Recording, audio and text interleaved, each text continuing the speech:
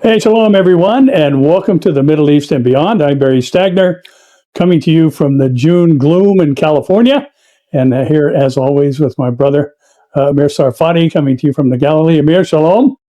Shalom, Pastor Barry. How are you doing, my friend? I'm doing well. Good to see you this morning, or I guess this evening for you.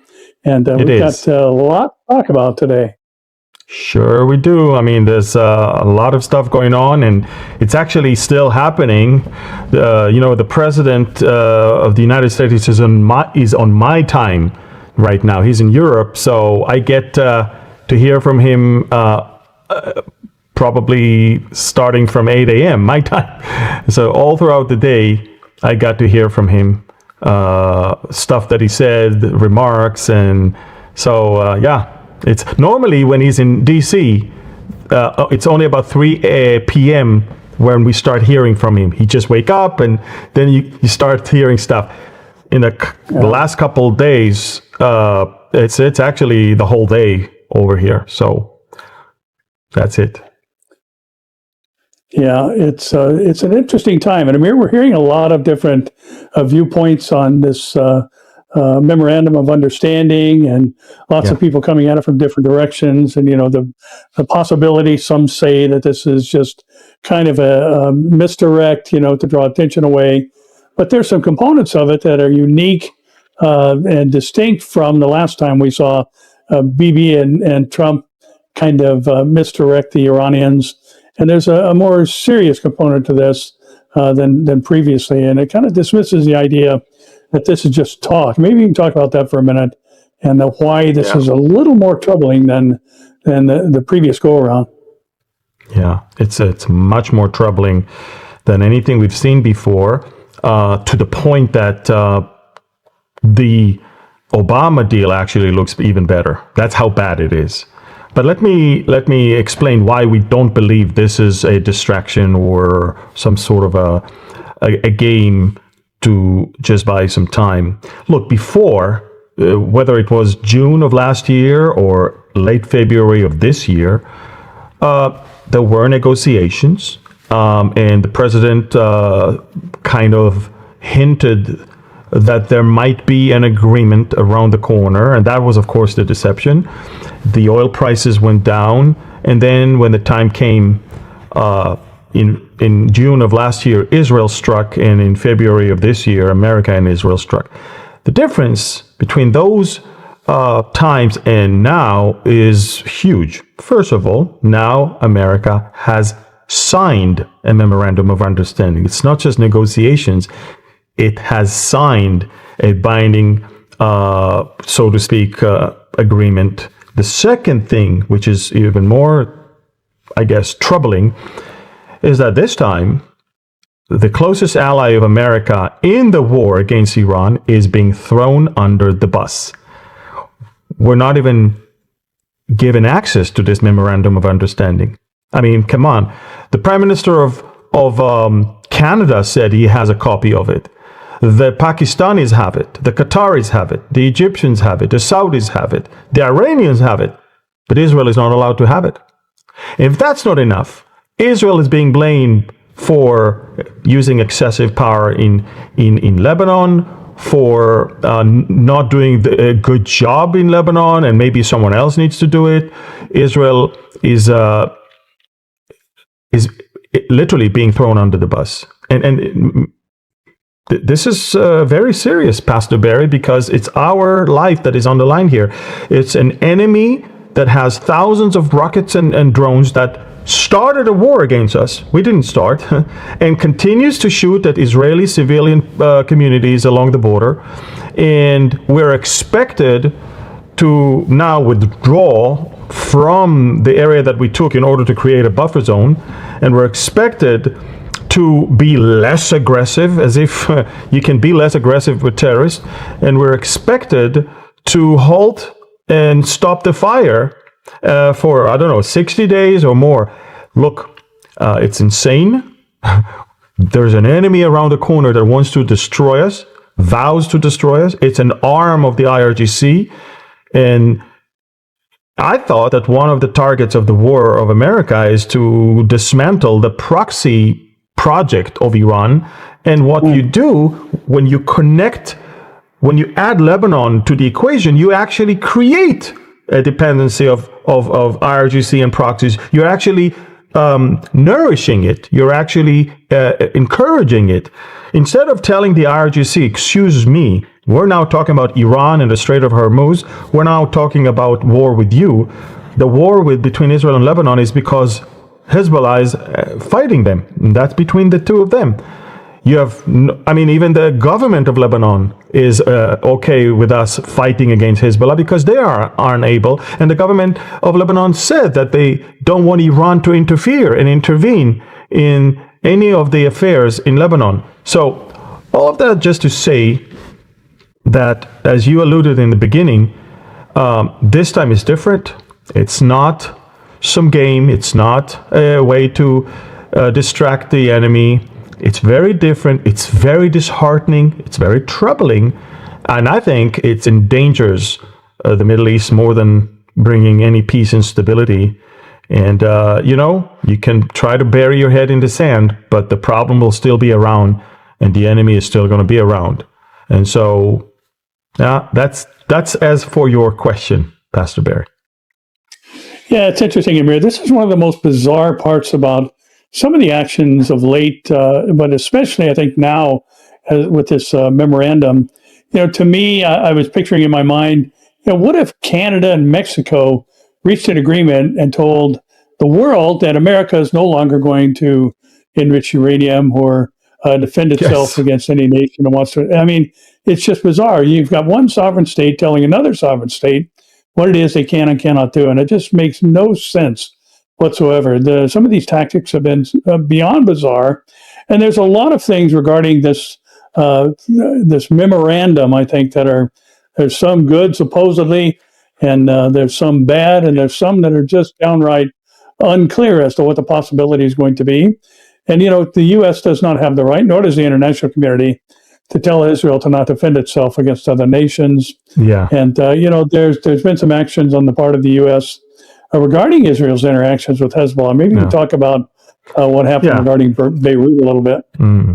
So as I said, Israel may have not gotten any access to the MOU, but everybody else did. And Bloomberg released this morning the full text of the memorandum. And in fact, it's even worse than the Obama deal, as I said. It makes you wonder whether someone who wrote the art of the deal ever bothered to read it. And I'm talking about the president. His own book. According to the memorandum published by Bloomberg, Iran gave only two things. It agreed to keep the Strait of Hormuz open, and it also issued a declaration, yes, only a declaration, that it will never produce nuclear weapons. But the United States, meanwhile, gave away everything else. A commitment to remove all sanctions on Iran, the lifting of the blockade, the establishment of a $300 billion rehabilitation fund for Iran, an end to the war in Lebanon, including commitments made on Israel's behalf, as you just alluded earlier, without even asking us. Immediate exemption for Iranian oil export. The release of frozen funds. These are dozens of billions of dollars. Approval through the UN Security Council. A commitment to remove all sanctions on Iran. Lifting the blockade. The establishment of that we read it already. And we all know that the value of Iran's declaration regarding nuclear weapon. In fact, the regime has been making the same public claim for years, so there's really nothing new here. In other words, Iran's only tangible concession was reopening the Strait of Hormuz, effectively proving that its newest strategic weapon works remarkably well. And reading this memorandum, one gets the impression that Iran drafted the agreement and simply handed it to the Americans for a signature. The United States surrendered completely. And look, Pastor Barry, some people will say, Amir, you don't know exactly all the information. You know what? Do you know? And I'm asking you, how come the Pakistanis know, and the Qataris know, and the Iranians know, and the Saudis know, and yet the Americans or the Israelis don't? And when the vice president was asked about it in his media tour, I don't know if you noticed that, but there's no Rubio, and there's no Hexet, and there's no nothing. There is just vice president. Why? Because he's the one who is pushing for it. And everywhere he said, when they asked him, so why don't you release it? He said, well, the Pakistanis and the Iranians and the Qataris asked us not to. There are some sensitivities that we need to respect in the Arab world. Does it sound to you America first when you put the Arab sensitivities over your allies and your own people? And so that's as for that. The UN-Iran deal, you know what I did with my team this morning here, and we also shared it with you. We analyzed the good, the bad, and the unknown. I wanted to say good, bad, and ugly, but it's actually unknown. So let's start with the first one, okay? The first one, Lebanon and Hezbollah. The good thing is, as of now, Israel will not withdraw from Lebanon. Hezbollah is still, as long as Hezbollah is not disarmed, okay? That's at least what we're saying. The bad thing is that Israel's attacks on Hezbollah in Beirut was blocked. We're no longer allowed to do that. And the unknown is who is going to disarm and finish the job, disarm Hezbollah and finish the job. If we cannot touch them, then who is going to do that? And by the way, the UN repeatedly passed resolutions that Hezbollah must be disarmed. So who's going to do that?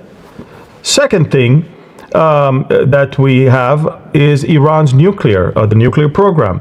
The good thing is we have a commitment to deal with the enriched uranium, just a commitment. But you know what? The bad thing is that Iran will be allowed to continue enriching uranium, which is, you and I know, it's the worst thing ever, because as long as you give them a chance to enrich, they'll always hide and enrich more than they need to. And the unknown is who will monitor, control, and enforce the enrichment limits. All of that, it's just not. And honestly, I will tell you, Pastor Barry, the IRGC will never give up the right for nuclear weapon. I'm telling you that. I've been saying that forever. Right. That's why I don't think even the U.S. intelligence just released the information, and the president wouldn't listen to them. Another one is Iran's rockets. One of the goals of the war is to take care of the ballistic missile program and limit them in distance.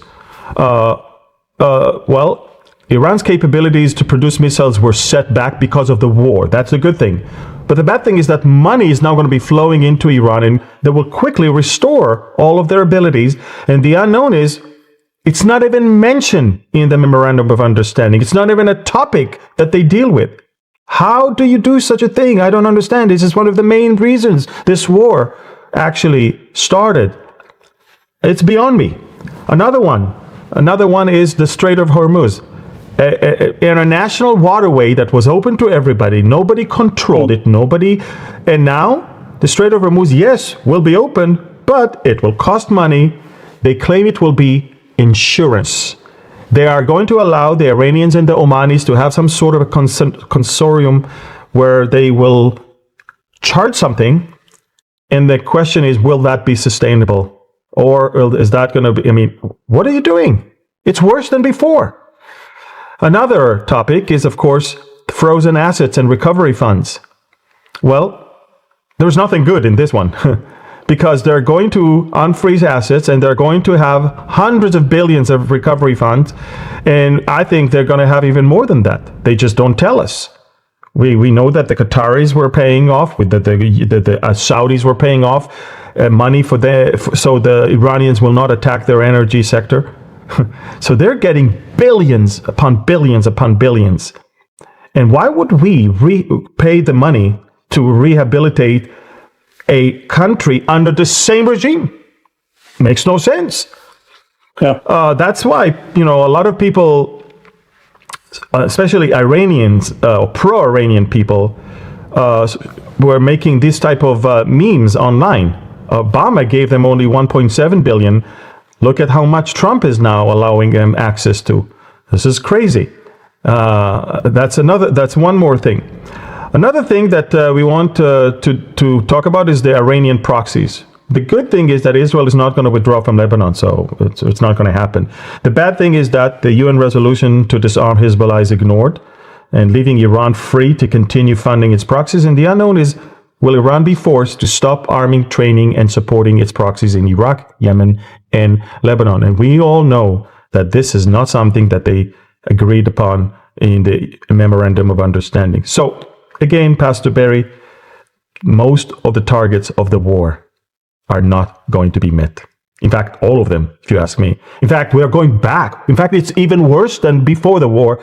The only thing that is kind of better is the fact that we sent them a little back with the ability to get to the bomb and with the ballistic missiles. But once you give them time and money, they'll restore it. They'll restore it.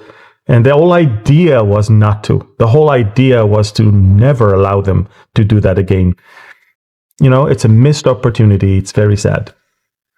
Yeah, it is. And Amir, it's kind of interesting that early on when we were hearing of a deal that was being formulated, one of the demands of the deal was that the 440 kilograms of uranium that's been enriched to 60% be turned over to the U.S. or at least shipped out of Iran. And now we're hearing about procedures like a reverse concentration and just adding raw uranium into the enriched uranium. And I think one of the things that we need to recognize is that Iran has continually threatened to destroy the United States, the great Satan, and Israel as well, the little Satan. And, you know, their whole motivation, at least the regime, is to do so through a nuclear device. And, you know, when you consider the process where you've got, you know, uranium in its natural state has two isotopes. It has U-238 and U-235. U-235 is the fissile material, and it is 0.07% of the concentration. 99.3% is U-238, which cannot be made into a nuclear weapon. So they take the raw uranium, they grind it into what's called yellow cake, and then they add hexafluoride, and it turns it into a gas, and then it can be fed into a centrifuge. And the centrifuge process takes hundreds and hundreds of cycles in order to get it to a concentration of 60%. And that's all the heavy lifting. And then it's just a matter of weeks to go from 60 to 90%. And yet here you're talking about a very expensive process of reverse concentrating, you know, this enriched uranium. That's never going to happen. The Iranians are not going to spend the money. And even to... Yeah, you're right. Yeah, it just makes no sense whatsoever. As long as you leave uranium and centrifuges, all it takes is for them to hide and spin them as fast as they can. You know, by the way, 20% enriched uranium is already 90% of the job. The people don't know that. Exactly. So what I'm saying, if you leave in their hands, forget about the 440 kilograms of 60%. They have hundreds of kilograms of 20%. What about them? That's right. Because that's already 90% of the job to reach. So I'm saying, but you know what? That's not only the thing that worries me a lot. What worries me is that there is the Qatari influence that we see that is super bizarre. And also, you know, all of those Jew haters say that Israel controls America, Israel is controlling Trump, and all of that baloney. Look, Trump is sitting there right now in Europe in the G7 summit, and he's cutting a whole deal for $1 trillion investment by Qatar. And why do they do that? Because they know exactly that that's how they can buy him. And that's how they can get from him complete capitulation when it comes to Iran. They want to keep the IRGC there because they need, not only that, remember the Qatari-owned plane that they gave President Trump. That's it. Look, it's already painted in the new colors. It's already rolling on the runway in New York, by the way, ready for him. And but it's not even the next Air Force One. It's an interim Air Force One that he'll be using until the next one is ready. It's Qatari airplane that the U.S. president is about to use. Unheard of. And it's interesting because the signing of the Memorandum of Understanding in Switzerland, guess where it's going to happen? It's going to be in Switzerland in what we called the Bergenstock Resort. And a quick search of who owns the Bergenstock Resort, not far from Lucerne, Lake Lucerne, it's of course the Qataris. They own this hotel. And so they give you money to your economy. They give you a presidential plane. They control the narrative. In fact, as I said before, I believe it's Qatar and Iran. And by the way, the Qataris were in Tehran just a couple of weeks ago, and they helped them draft this MOU, and they gave it to the president, and they said, President, this is it. And it just breaks my heart for the Iranian people, because look, the Iranian people, look at what they're posting. They're posting this type of clips of what the president promised them, and obviously never, ever delivered. It breaks my heart that 40,000 people were slaughtered. And the president was asked today, what about the killing? And he said, oh, it was done by 2 regimes ago. 2 regimes ago. He really truly thinks that we're that stupid that Mujtaba is a brand new regime. That's the son of Khamenei. And if that's not enough, anyone that utterly speaks against this is now being threatened. I mean, take a look at what this publication is saying about that. There's 4 people that are speaking against it, and I'm telling you, they are unleashing all the bad elements to attack them right now. The first one, as you can clearly see, is Hegseth. I'll show you. Actually, can we put what the secretary said versus what the president said? Take a look at that. The secretary on June 14 said the following thing. Let's place. Okay, let's go to Hegseth, please. Go to Hegseth. Let's see what Trump said versus what Hegseth said. I didn't like that he did an attack based on there's a very minor drone thing with some drones that were released, and he ends up explosive drone, minor. I saw where that bomb went. Did you see what that was too much. You can do too much also. Now, I'm not happy with the way Israel has handled themselves with Lebanon and with Hezbollah. They should have been able to. So watch now what Hegseth. Watch what Hegseth said a couple days earlier on the same attack, about the same attack. Being killed. Watch what he said. No.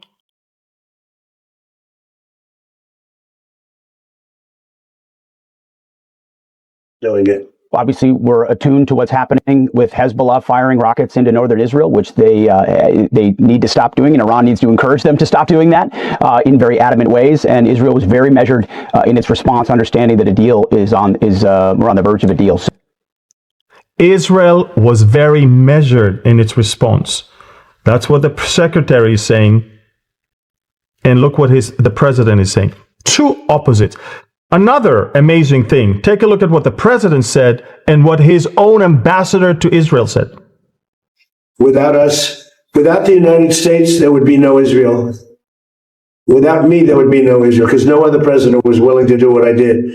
But it is also my job to represent the importance of Israel to the United States. This is just another reminder that it is your heritage, without a doubt. But, Minister, it is also the heritage of the United States. Without Israel, without the Jewish foundation, there would not be an America. We owe our very existence to what happened in this land. Yeah, and by the way, George Washington said the same thing, by the way. But let's look at Lindsey Graham, Senator Lindsey Graham. Rebuilding Iran with the people in charge today, a bit problematic for me. The Marshall Plan, we rebuilt Germany, but the Nazis were no longer in charge. So we'll see where this goes. But the deal assumes they'll change their behavior. Maybe they will. If they do, fine. If they don't, I don't think we've lost a lot, as long as we don't overly reward them. So to get this investment fund, I think they have to fundamentally change who they are and how they behave. Maybe they'll do that, maybe they won't. Count me in the skeptical column. What do you say to Republicans like Senator Lindsey Graham, who is skeptical of the MOU? Lindsay is skeptical? Yeah. I'll have to talk to Lindsay. He'll be in big trouble. There you go. He'll be in big trouble. You say something, you're off the... And let's see what the president himself said. February 28th. Finally, to the great proud people of Iran, I say tonight that the hour of your freedom is at hand. Stay sheltered. Don't leave your home. It's very dangerous outside. Bombs will be dropping everywhere. When we are finished, take over your government. It will be yours to take. This will be probably your only chance for generations. For many years, you have asked for America's help, but you never got it. No president was willing to do what I am willing to do tonight. Now you have a president who is giving you what you want. So let's see how America is backing you with overwhelming strength and devastating force. Now is the time to seize control of your destiny and to unleash the prosperous and glorious future that is close within your reach. This is the moment for action. Do not let it pass. Now, you talk about regime change. I never cared about regime change. It's never a part. And we're dealing with people that I think are very rational people. And they were nice to deal with. They were strong people, smart people. I think actually they're smarter than the first and second group. But they're not radicalized, and they're, looking to help their country. What can you say, Pastor Barry? And the last one is, Marco Rubio. You won't see him being interviewed in the last few days, and you wonder why. It's because that's what he thinks. This is what he said a few years ago, and he's shocked to see what's going on right now. Take a look at this. I do want to be recorded for history's purposes before I know what was going to happen in regards to this if it goes through. Iran will immediately use the money that it's receiving in sanctions relief to begin to build up its conventional capabilities. It will establish the most dominant military power in the region outside of the United States, and it will raise the price of us operating in the region. They're going to build anti-access capabilities, rockets capable of destroying our aircraft carriers and ships, continue to build these swift boats that are able to come on us, these fast boats that are able to swarm our naval assets. And they'll make it harder and harder for U.S. troops to be in the region. They'll also work with other terrorist groups in the region to target American servicemen and women. And they may or may not deny that they're involved, but they will target us and raise the price of our presence in the Middle East until they hope to completely pull us out of that region. They'll also continue to build long-range missiles capable of reaching the United States. Those are not affected by this deal, and they'll continue to build them as they've been doing. And then at some point in the near future, when the time is right, they will build a nuclear weapon. And they will do so because at that point they will know that they have become immune, that we will no longer be able to strike their nuclear program because the price of doing so will be too high. This is not just a work of imagination. It exists in the world today. It's called North Korea, where a lunatic possesses dozens of nuclear weapons and a long-range rocket that can already reach the United States. And we cannot do anything about it. An attack on North Korea today would result in an attack on Tokyo, or Seoul, or Guam, or Hawaii, or California. And so the world must now live with a lunatic in possession of nuclear weapons. And this is the goal Iran has as well, to reach a point where they become immune to any sort of credible military threat because the price of a military strike would be too high. And then they become an established nuclear weapons power. And never in the history of the world has such a regime ever possessed weapons so capable of destruction. Iran is led by a supreme leader who is a radical Shia cleric with an apocalyptic vision of the future. He is not a traditional geopolitical actor who makes decisions on the basis of borders or simply history or because of ambitions. He has an religious apocalyptic vision of the future, one that calls for triggering a conflict between the non-Muslim world and the Muslim world, one that he feels especially obligated to trigger. And he's going to possess nuclear weapons. This is the world that we are on the verge of leaving our children to inherit. And perhaps we ourselves will have to share in it. And so I want to be recorded for history's purposes, if nothing else, to say that those of us who opposed this deal understood where it would lead. And we are making a terrible mistake. And I fear that a passage of this deal will make it even harder for us to prevent it. And I hope that there is still time to change our minds. But here's the good news. Iran may have a supreme leader, but America does not. In this nation, we have a republic. And soon we will have new leaders, perhaps in this chamber, but also in the executive branch. And I pray that on their first day in office, they will reverse this deal and reimpose. All right, so that's what